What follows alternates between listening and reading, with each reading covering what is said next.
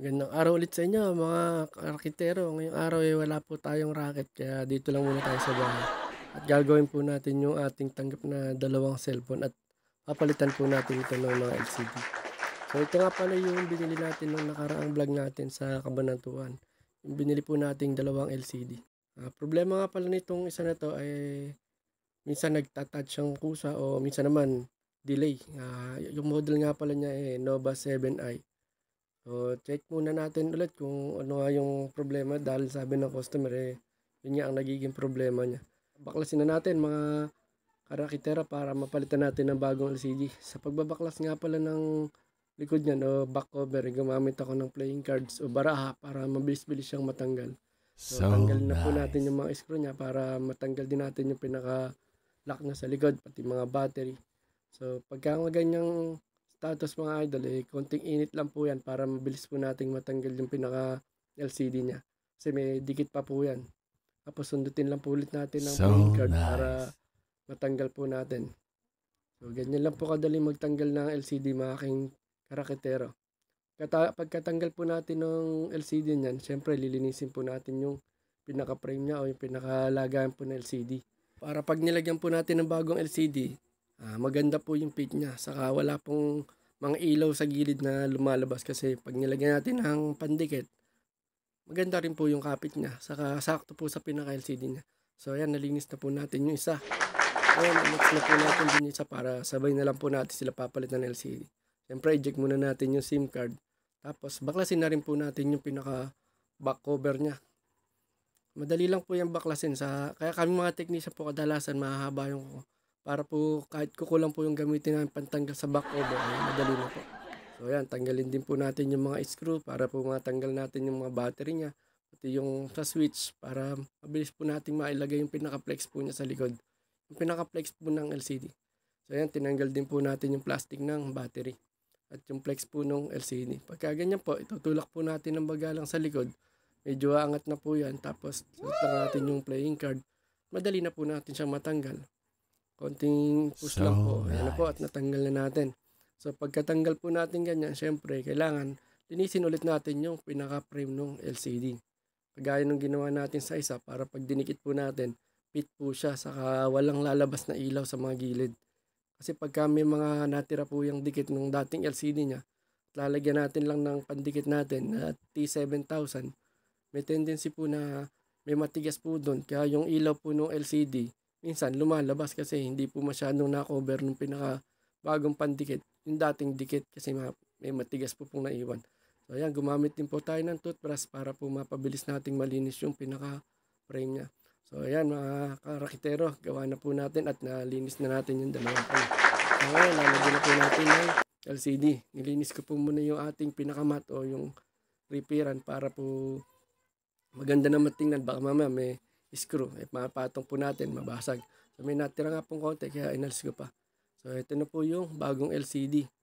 Pipit na po natin siya tapos lalagyan po natin ng dikit na T7000. Ang akin po diyang style na ginagawa, ilalagay ko po muna yung LCD tapos pagka na testing ko na at napag-power ko kung okay po lahat yung letters niya at wala namang problema, saka ko pa lang po siya didikitan sa huli na kasi mas nagbabackjump po pagka dinikit ko kagad, saka ko pa lang ilalagay yung pinaka-cover.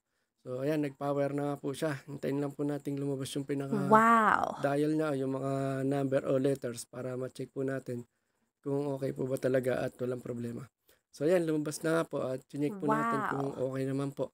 So okay naman po siya kaya lalagyan na rin po natin yung pinaka-likod niya, yung mga cover. So binalik ko po yung plastic niya para madali po ulit tanggalin yung battery.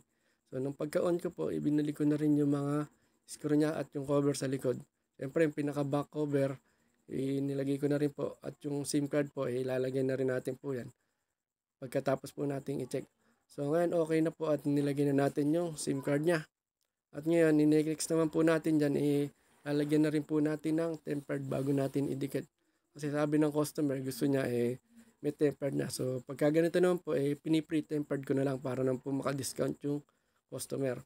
So ayan nga at okay na, medyo nilinis ko lang po.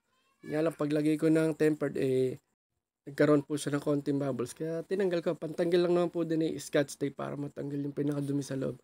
So ayan na nga po, dinidikit ko na siya ng T7000. Patuin lang po ng konti yan tapos dikitan na. Tapos ginagawa ko po dyan, scotch tape po sa mga gilid-gilid para hindi po siya kagad bumuka. So patatanggal ko na lang po yung tape niya sa customer.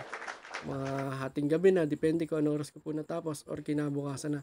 So ayan, okay na po. At next na po natin yung Nova 7i. Yung una ko pa nga po walang ginawa na yun Y7 po yung kanyang model. So ngayon, ito naman pong Nova 7i. So ganun lang din po yung paggawa niyan mga idol. Paglagay natin ng LCD, syempre lalagay natin yung pinaka flex niya, LCD flex sa likod. Tapos yung battery and then tatry po natin iyon. Pagka tinesting po natin yan at okay na, ganun lang din po. Ibabalik na natin yung pinaka screw niya sa likod. Habang ginagawa ko nga pala yung mga cellphone nito, sakto may bumili naman po sa ating tindahan. Meron din po kasi kaming mini sari-sari store. Sakto may bumili po 2 soft drinks. Coke nga daw po at paki-plastic na lang. Kaya habang ginagawa ko po ito, nagbenta po muna tayo ng soft drinks.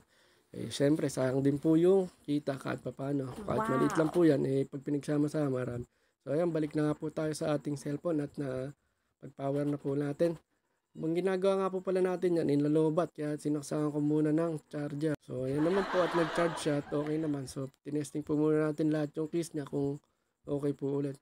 Ito nga palang cellphone na to, taga rito lang din halos sa aming location o kapitbahay lang. Kaya sabi ko sa kanya, hindi ko muna ididikit yung pinaka LCD niya. Baka po kasi mamaya mag-ghost touch o magka-problema. Pwede pang palitan sa supplier. Nice. Kasi itong unit po na to, kadalasan nag-auto touch po siya. Kaya pagka dinikit mo kagad to at nakita ng supplier na may dikit na, hindi na po yan papalitan.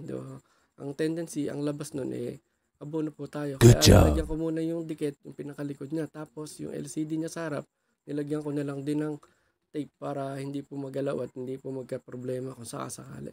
After 2 days, ibalik niya sa akin at idikit ko na po pati yung control niya. So, yun lang po yung ating racket ngayon for today mga karakitero. Maraming salamat po. Goodbye!